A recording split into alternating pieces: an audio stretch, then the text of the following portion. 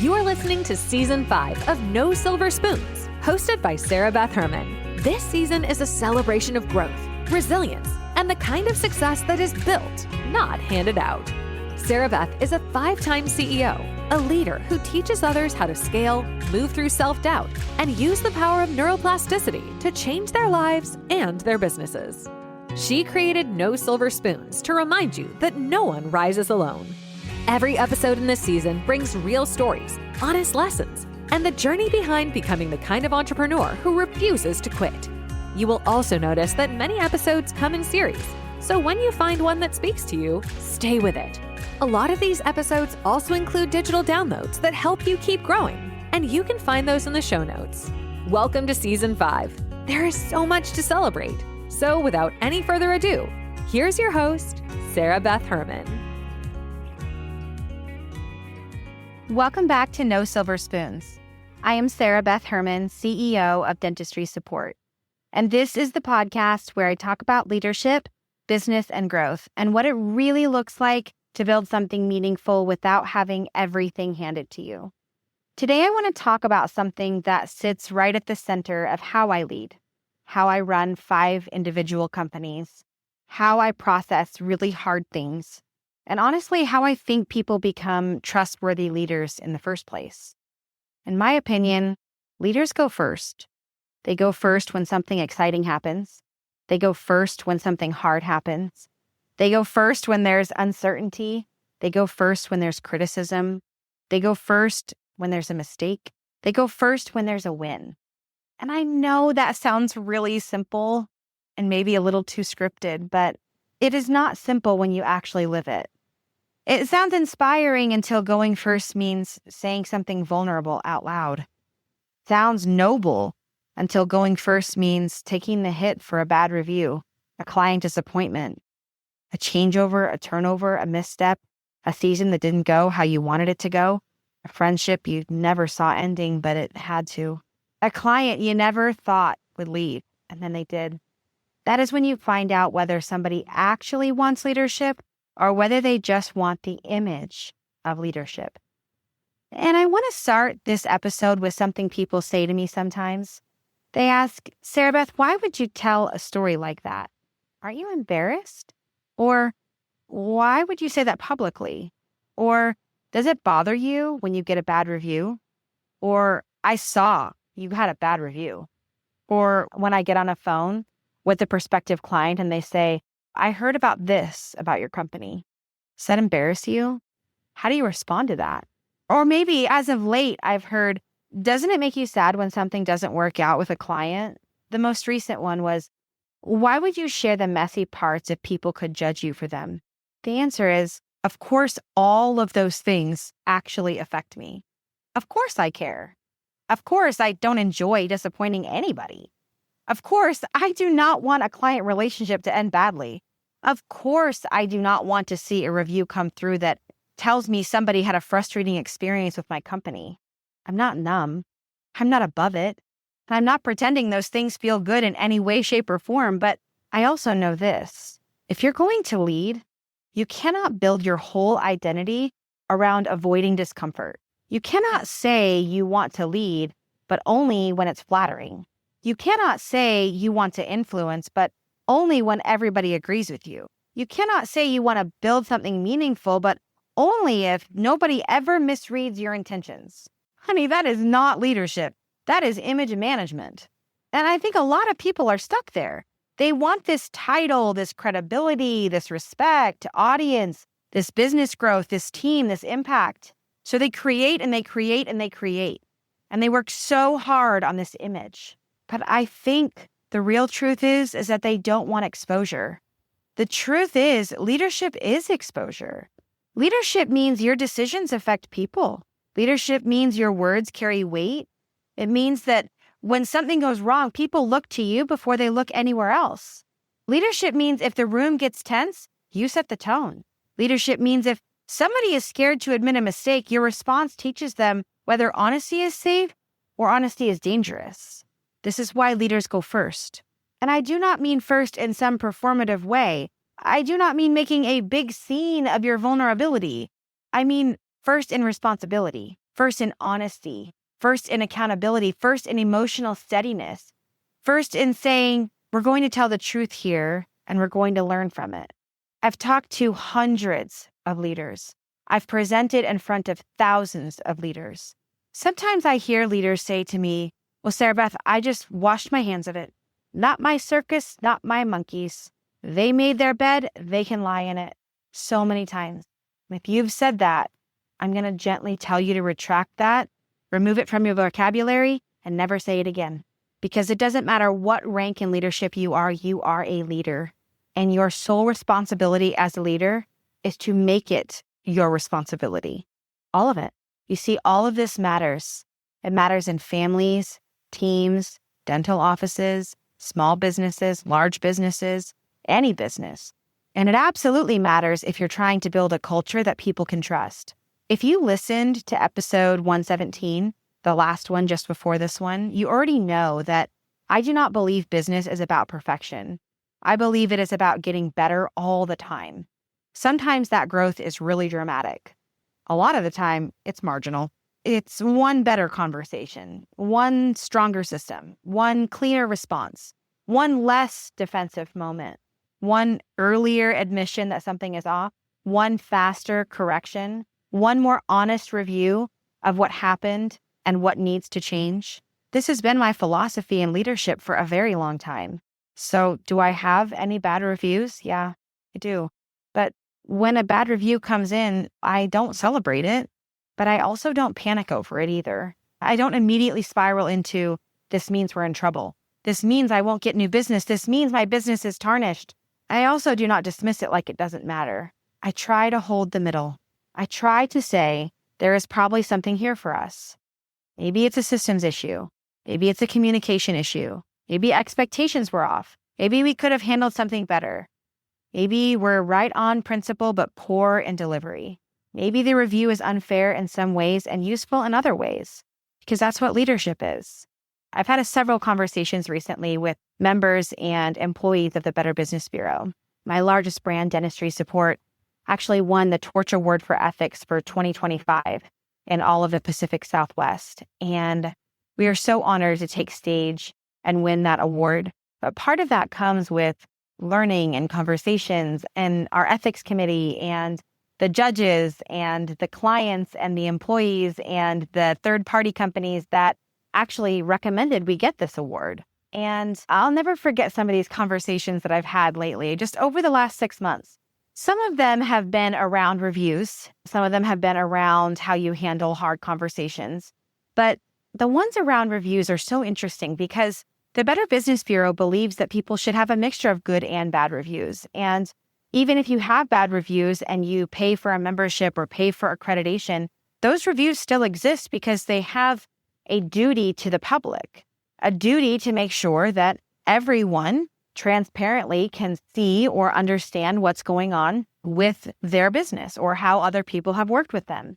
And it's not the duty of a third-party company that handles reviews to determine who was right or who was wrong. If something violates their policy, then of course it won't exist. But the reality is there's going to be many experiences customers and clients have over the course of dealing with your business.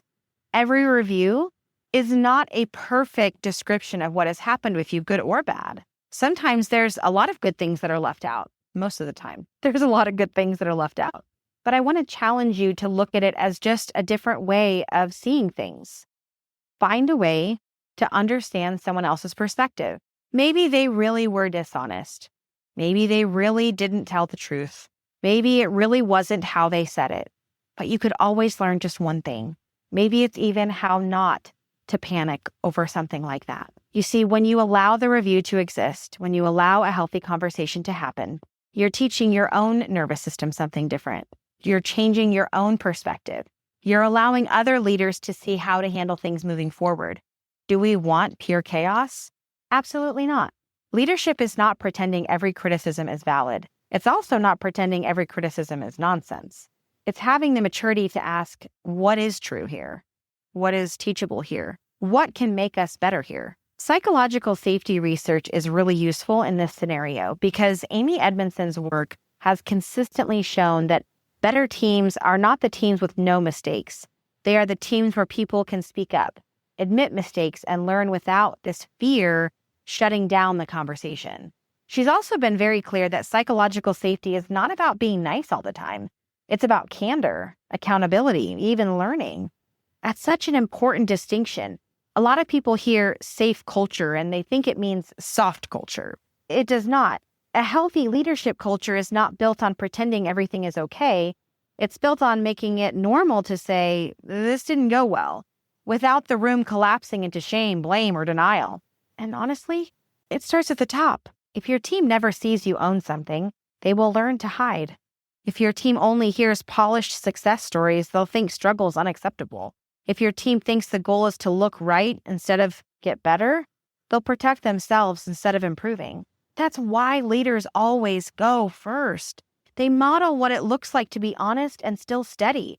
They model what it looks like to take feedback without becoming fragile. They model what it looks like to say, that didn't go how I wanted, and we're going to have to learn from it. I think this is one of the reasons Satya Nadella's language around being a learn-it-all instead of a know-it-all resonates so much with me.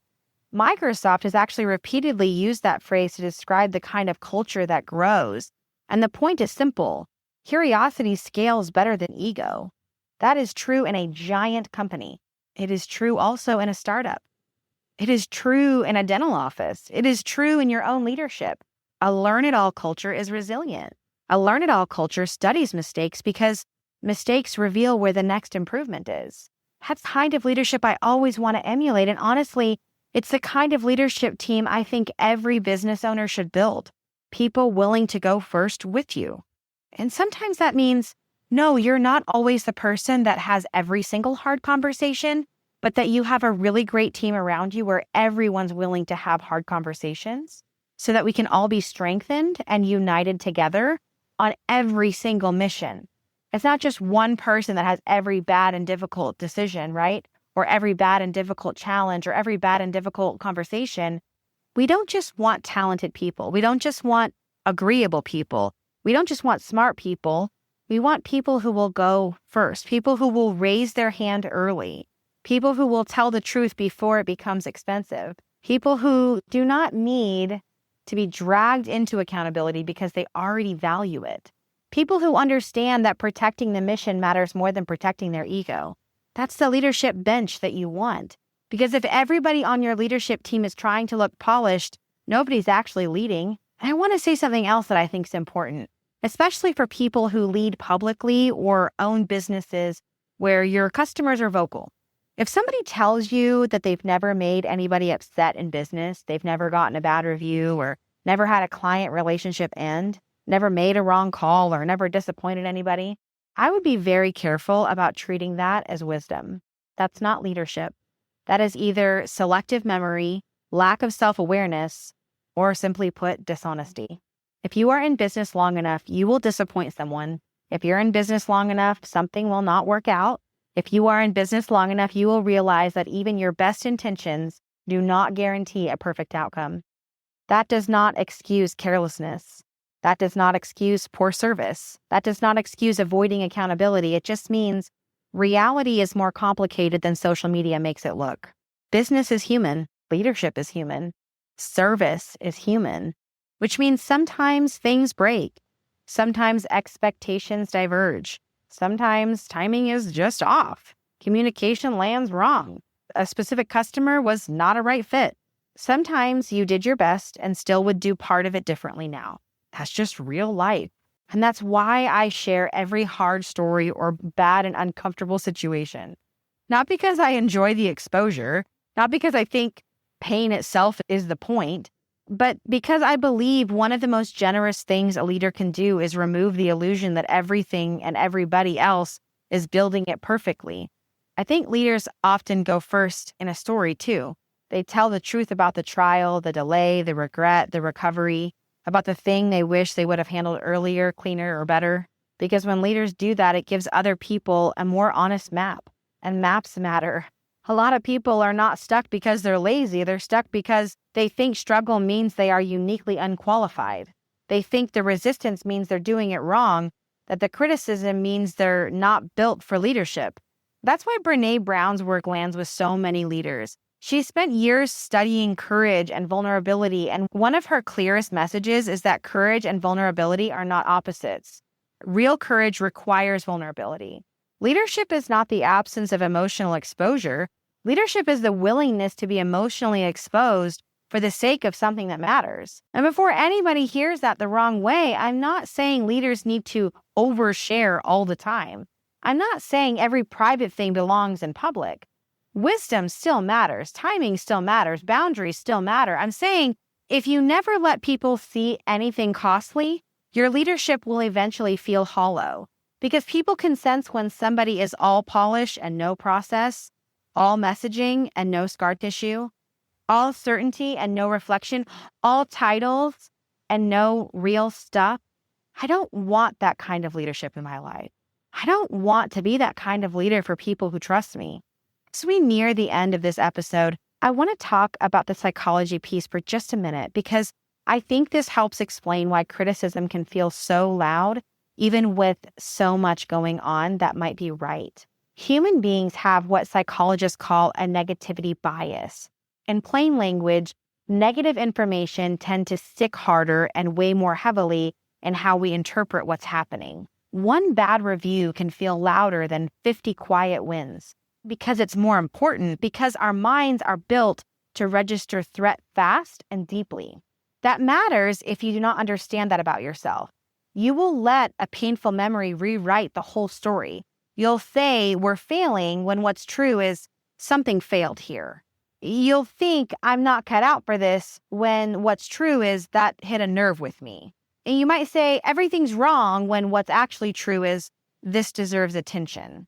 Strong leaders learn how to slow that down, not by becoming cold, but by becoming accurate, by saying this matters, I care, I'm listening, and I'm not going to let one negative data point become my whole identity. There is also a neuroscience piece here that I think is fascinating and helpful. Research on error monitoring shows that the brain detects mistakes incredibly quickly. Signals associated with error awareness, including activity tied to the anterior cingulate cortex and what researchers call error-related negativity, show up almost immediately when we make a mistake. In other words, the brain is built not just to do things, but to notice discrepancies and then update. Error detection is part of learning. Prediction error is part of learning. Our brains change by comparing what we expected with what actually happened. So that's probably like a lot of information right now, but it's so powerful. So if you need to re-listen to that, just rewind like 30 seconds and listen to that one more time. After all of that, it means mistakes are not just emotionally survivable. They are biologically useful when we respond well to them. But responding well is the key, because if every error leads to shame, defensiveness, or even like avoidance, then the lesson gets blocked. If every hard conversation becomes a threat to identity, then growth slows down. That is one reason self-compassion is more useful than self-attack if you actually want improvement. The American Psychiatric Association has highlighted that self-compassion can make people more open to reflection and change with less fear of failure. I love that, because for me, that's practical. Beating yourself up doesn't automatically make you more accountable. Sometimes it makes you more afraid. Sometimes it makes you hide faster, and sometimes it makes you perform remorse instead of actually learning. A healthier pattern is to own it, examine it, repair what you can, and then grow from it. And that's what leaders do. I want to make all of this real in business terms. Let's say a customer, a client, a patient, they leave. I do not want that. I do not enjoy that. I do not shrug that away and say, well, whatever, on to the next. I actually care deeply. But after the emotion settles, I also need to ask better questions. Was it a fit issue, expectation issue, service gap, communication miss, values mismatch, something we should have seen sooner? Was this something we can fix at a systems level so future clients, patients, customers have a better experience? That's how organizations evolve. If every client relationship were easy, if every review were glowing, If every handoff were smooth, if every team member stayed forever, if every customer loved every outcome, then yes, life would feel easier in the moment. You would also lose a huge amount of information. You would lose the signal that tells you where friction is. You would lose the feedback that exposes what still needs strengthening. Again, that does not mean you seek pain. It means you do not waste pain. You don't worship it. You don't dramatize it. You don't build your identity around it. You learn from it. And that's what I want leaders to hear in this episode. Leaders go first in the hard stuff because somebody has to teach the room how to handle reality. If the leader gets brittle, the team gets anxious. If the leader gets defensive, the team gets quiet. If the leader gets dishonest, the culture gets political. If the leader gets reflective, the team gets braver. It's not a theory, guys. This is culture formation. And for those of you building leadership teams, please hear me clearly. Do not just choose people who are competent. Choose people who are courageous enough to go first with you. Choose people who can say, I missed that. I need help. We need to fix this. I think we're off here. I know this is uncomfortable, but it really matters. And if you are the founder, the CEO, the owner, the director, the person with the final responsibility, then you especially do not get to ask your people for a kind of honesty you are unwilling to model. You go first. You go first in feedback, ownership, apology, clarity, learning, steadiness. Sometimes you go first in taking the hit. It's not weakness, it's maturity. Jeff Bezos' day one mindset at Amazon centered on staying adaptable and avoiding the complacency that comes when companies start acting like they have already arrived. That mentality is bigger than Amazon. It's a reminder that organizations rot when they stop learning. That's part of why I'm okay saying we're not perfect. Not because I have low standards, but because I have high standards for growth. I don't need Dentistry Support to look flawless every second. I need us to keep getting better. I don't need Dentistry Support Academy to be the best school that ever existed. Because as soon as I hit that, then I don't know where I can compare myself against to get better. I need all of my brands to be honest enough to see what needs work. I need us to be resilient enough to handle feedback without falling apart. I need us to be humble enough to adjust. I need us to care enough to repair when repair is possible and learn when repair is not. That's what good leadership looks like to me. If you're listening to this today because you're trying to become a stronger leader, let me give you something simple. Stop measuring yourself only by how rarely something goes wrong. Start measuring yourself by how truthfully and effectively you respond when it does. That's the difference between fragile leadership and durable leadership. Fragile leadership needs constant validation. Guys, validation is overrated. When you get to the top, there's very few people that will even give it to you. And if you think, I just want to work for myself because it won't be so hard, I promise you, there's still someone signing your checks. Whether that's a client, customer, or patient, there's still someone signing your checks. Durable leadership, it can survive feedback. Fragile leadership needs to look right. Durable leadership needs to get better. Fragile leadership avoids the story. Durable leadership knows the story can teach. Let's bring us to our That's Good moment as we close out this episode. This is the recap I want you to take with you. You've heard me say it multiple times in this episode. I know this is a longer episode, but stick with me, we're almost done. Leaders go first. They don't go first because they enjoy discomfort. They go first because somebody has to model that truth. They have to model what ownership and growth look like in real time. If you get a bad review, it's not automatically the end of the story. If a client leaves, it's not automatically proof that everything is broken. If something does not work out, it's not automatically a verdict on your ability to lead. Sometimes it's friction, a systems problem, a people problem. Sometimes it's just the cost of building something real with real humans that have real work to do. What matters is what you do next. Tell the truth, look closely, learn accurately, repair what you can. Don't waste the lesson. Don't let one hard moment become your whole identity. And do not build a leadership culture where everybody is more committed to looking polished than getting better. If you're building a team, build it with people willing to go first with you. If you're leading a business, stop treating difficulty as disqualifying. If you're carrying a hard story right now, don't be ashamed that leadership feels exposed. It's part of the work. Just make sure the exposure is producing wisdom. That's the good in this. Not that mistakes happen, not that criticism feels good, Not that losing a client or a customer or a patient is fun. The good is that honest leaders can turn hard moments into cleaner systems, stronger cultures, and wiser decisions. And that's what I want you to remember after today's episode.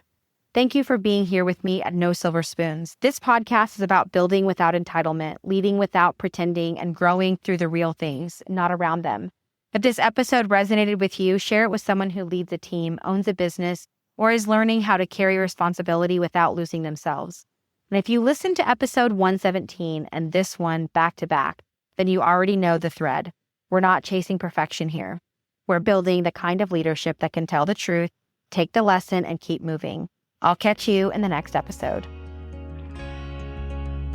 Thank you for joining today's episode of No Silver Spoons with your host, Sarah Beth Herman. If this conversation gave you something real to take into your life or your work, stay connected by following the show, rating, and subscribing. You can learn more about Sarah Beth's work in the dental industry at dentistrysupport.com, where she leads a global virtual support company that has changed the way practices run their operations. You can also connect with her on her Instagram at mentor.sbh to follow her leadership teachings, her story, and the behind the scenes of a 5-time CEO who has dedicated nearly 25 years to helping teams grow. Many episodes on this season come with great digital downloads that you can find in the show notes. And if you feel inspired to be a guest or share your own journey, there's a link there as well. Thank you for being part of Season 5. Your growth matters here.